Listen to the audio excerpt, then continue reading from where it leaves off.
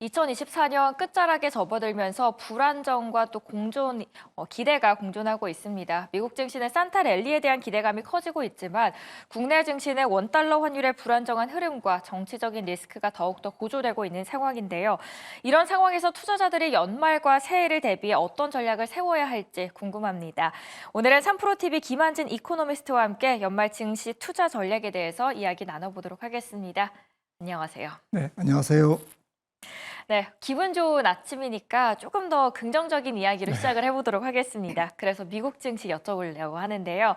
물론 오늘은 잠시 쉬어갔지만 미국 증시의 독주가 계속 이어지고 있지 않습니까?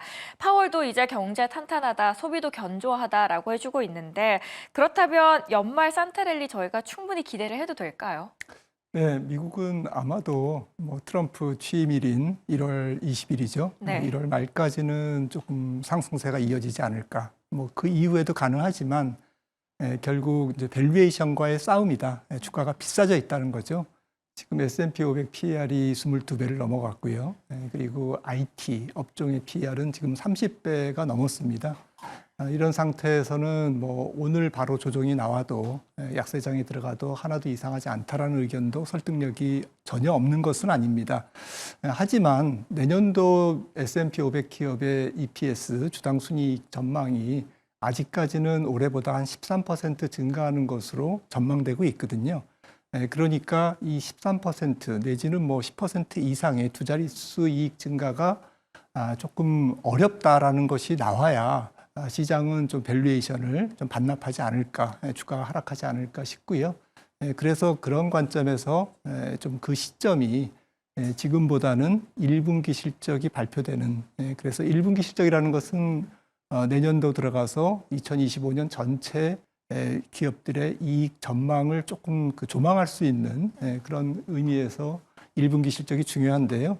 그래서 트럼프의 조금 허니문 기간이 좀 끝나고 1분기 실적이 발표되는 즉 한 4월부터 한 6월 사이, 그러니까 2분기 정도는 돼야 조금 밸류에이션의 부담이 본격적으로 주가에 반영되지 않을까라는 생각에서 일단은 연말 연초까지는 조금 미국 증시는 조금 상승세를 이어가지 않을까 싶습니다. 연말 연초까지는 저희가 상승 랠리를 기대를 해봐도 좋을 것 같습니다. 파월도 미국의 경제가 탄탄하다라고 하다 보니까 최근 금리 인하에 대한 속도 조절론이 조금씩 부각이 되고 있는데요. 현재 미국 경제에 대해서 파월도 낙관적으로 보고 있기 때문이고 파월의 임기 단축 가능성도 일단락된 듯한데 그렇다면은 앞으로 파월 의장은 어떤 행동을 취하게 될까요? 네, 말 그대로 들어오는 데이터에 따라 달라지겠죠. 그런데 지금 들어오는 데이터가 애매합니다. 그래서 물가는 잡히긴 했죠. 잡히긴 했지만 완벽하게 잡히는 건 아니고요. 또 11일 곧 나오겠네요. 지금 11월 CPI가 나올 텐데 아무래도 전체적으로 좀 불안한 감은 있습니다. 근원 물가가 잘 안 잡히고 있거든요. 그래서 이런 부분에서 조금 올해는 당장 지금 FOMC 12월 FOMC에서는 금리를 내릴 거는 같습니다. 왜냐하면 이제 파월 의장이 강조했듯이 지금은 물가와 기준금리의 괴리가 너무 심하기 때문에 그것을 재조정할 필요가 있다라는 것이고요. 다만 내년에 들어가서 이제 인하 속도는 저는 뚝 떨어질 것 같습니다. 그래서 시장에서는 올해 이번에 12월에 25bp 인하한 다음에 내년에 한 2번 이상 인하할 것으로 예상하고 있지만 저는 최종 기준금리가 4.0 밑으로 가기에는 굉장히 까다로운 그런 물가 환경이 되지 않을까 싶고요. 그만큼 미국 경제가 내년에도 좋다는 거죠. 그래서 이런 부분에서 좀 들어오는 데이터에 따라 달라지겠습니다만은 시장 금리가 기준금리 인하에 따라서 같이 덩달아서 내려가는 그러한 모양을 주식시장에 제공하기는 조금 어렵지 않을까 싶습니다. 파월의 입에도 집중이 될 것 같은데요. 그래서 FOMC 회의 이후에도 금리 인하에 대한 메시지가 조금씩 나올 것 같은데 파월 의장에게 시선이 쏠릴 가능성 그리고 어떤 시나리오가 예상되는지도 궁금합니다. 네, 결국에는 이제 중립금리에 대한 이야기, 앞으로 최종 기준금리, 그러니까 금리 인하의 궤적이 어떨 건가에 대한 힌트 이런 것들이 좀 나올 것 같고요.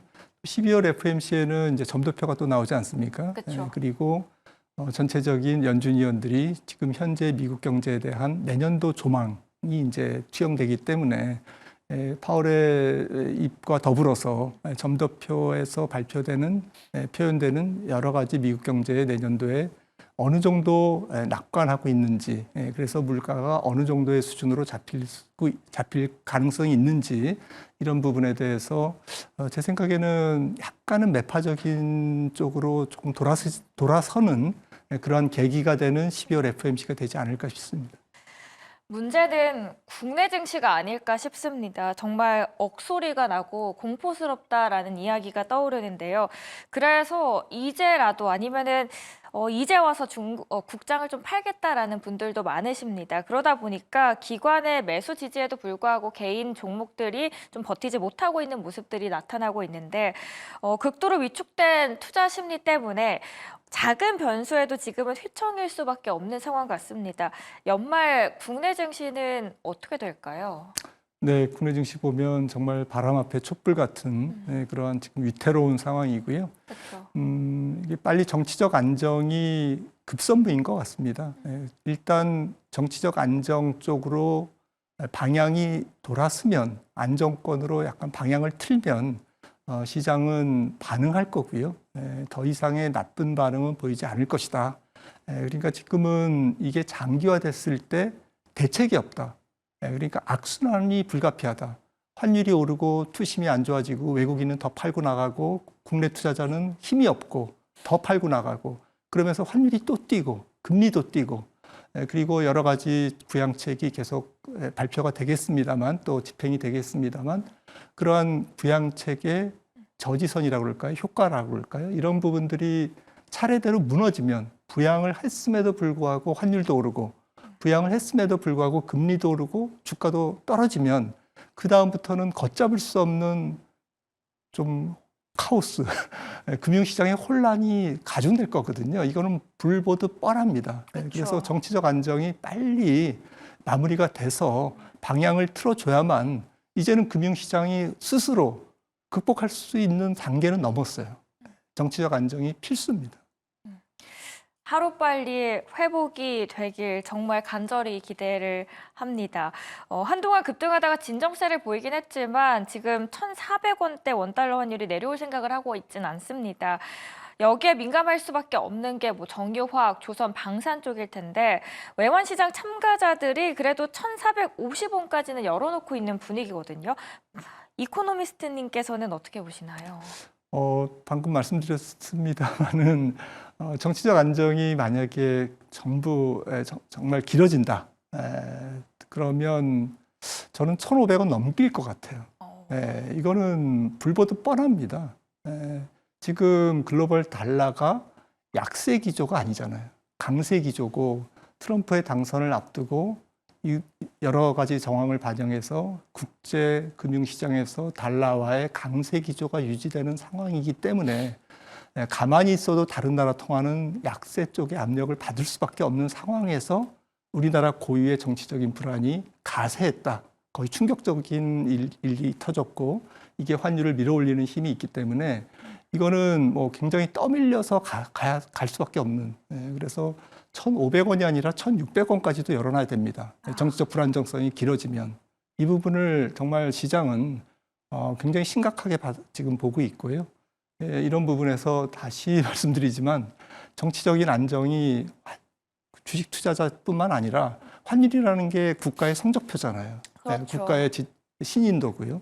이 부분이 지금 무너져 가고 있다는 것이죠. 이거는 뭐 굉장히 한가한 상황이 아닙니다. 정치적인 안정이 하루빨리 되어야 된다라고 이야기를 하셨습니다. 그래서 정부에서도 이번에 10조 규모의 증시 안정펀드를 가동하겠다라고 이야기를 했는데 패닉의 진정 어느 정도 될까요, 이게? 네, 증환기금을 포함해서 지금 시장에 여러 가지 환율 시장도 말씀 나눴습니다만 개입을 하고 있고요. 네. 그래서 뭐 여러 가지 정치적인 안정이 이루어지면 이 증환기금 이런 것들이 이제 효과를 좀 발휘하겠죠. 그리고 하지만은 이제 함정이 있습니다. 증환기금이나 채권안정기금이나 이런 부분들이 말씀드렸듯이 정치적 불안정성이 길어지면 이게 1차 투입, 2차 투입 계속하면서 좀 총알이 떨어진다고 그럴까요? 이제 소진될 거 아닙니까? 그러면 그 소진됐다라고 하는 것이 또 투자 심리를 더 악화시키고, 그러면 다시 또 무한정 증강기금, 채권기금을 동원할 수도 없고, 동원한다고 해도 이게 시장이 먹히지 않죠. 시장에서 먹히지가 않기 때문에 이런 부분들이 이제 오히려 조금 불안한 감을 이제 더 조성할 수도 있고요. 그리고 증강기금, 채권기금 이런 부분들이 공짜 돈이 아니잖아요.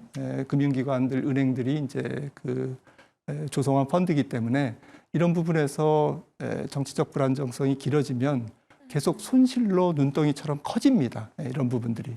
그래서 이거는 일시적인 묘약이지 지속적으로 집행 가능한 정책은 아니다라는 부분. 단기적으로는 하지만 효과는 있을 것이다라고 생각을 합니다. 효과는 있을 수 있지만 장기적으로 보기에는 어렵고 빨리 총알이 떨어지기 전에 안정세를 찾아야 될 것 같습니다. 예. 증시 시장판이 온통 파란색으로 요즘 국장이 물들고 있습니다. 하락 또 하락을 하고 있고 대통령 탄핵안 무산 이후에 처음 열린 주식시장에서도 코스피가 힘없이 2,400선을 내려줬는데요. 앞으로의 금융시장은 어떻게 보시나요? 그래도 희망을 찾자면 외국인이 어제 양시장에서 순매수로 개인의 물량을 조금은 받아내지 않았습니까? 맞습니다. 굉장히 긍정적인 신호라고 생각하고요. 조금 정치적 불안정성이 조기에 조금 해소되지 않을까라고 하는 그런 시장의 예리한 선행적 현상이 아닐까라고 저는 희망을 갖고 있습니다. 한국 경제가 펀더멘탈이 좋습니다. 그렇죠. 그리고 충분히 지금 여러 가지 내년에 이제부터 시작될 트럼프 2기의 불안정한 여러 가지 정책들을 충분히 이겨낼 수 있는 힘이 있거든요. 다만 이제 정치적 구심점이라든지 공백을 빨리 메우면 저는 내년도 경제 너무 나쁘게 볼 필요는 없다라고 생각을 하고 있습니다. 너무 나쁘게 볼 수는 없다라고 좀 희망을 저희에게 주셨습니다. 어제 역대급 폭락을 겪다 보니까 이제는 비관론을 넘어서 상실감 그 이상의 분위기가 조성되고 있는데요. 2024년 한 달도 채 남지 않은 상황입니다. 현재 시점에서 저희 투자자분들께서는 어떻게 전략을 잘 세워야지 이 시장을 버텨나갈 수 있을까요? 일단 미국 증시는 조금 밸류에이션 부담이 있기 때문에 미국 주식 투자하시는 분들은 조금 포지션을 안전자산 쪽으로 조금 옮기시는 게 좋을 것 같은, 천천히 옮기셔도 되겠지만 조금 너무 공격적인 스탠스는 위험하다라는 말씀을 좀 드리고 싶고요. 국내장은 지금 국내에 투자자들의 손을 떠난 정치적 안정이 조금 쥐고 또 있기 때문에 이런 부분에서 조금 긍정적으로 아마도 대한민국의 민주주의는 승리한다. 그리고 이 난국을 돌파할 것이다라는 긍정적인 믿음을 갖고 이미 주가는 많이 떨어져 있어서 밸류에이션이 싸져 있거든요. 조금만 좋은 쪽으로 움직이면 한국 증시는 일어설 수 있다고 생각을 합니다. 네, 저도 그러길 바라겠습니다. 오늘 김한진 이코노미스트와 함께 글로벌 그리고 국내 시장 흐름과 주요 이슈에 대해서 저희가 확인을 해봤습니다. 여전히 불확실성이 큰 시장 속에서 냉철한 판단과 긴 호흡이 필요한 시점 같습니다. 다만 급격한 변동성에서도 리스크 관리를 우선시하면서 신중한 접근이 필요해 보입니다. 오늘 함께 해주셔서 고맙습니다. 말씀 잘 들었습니다.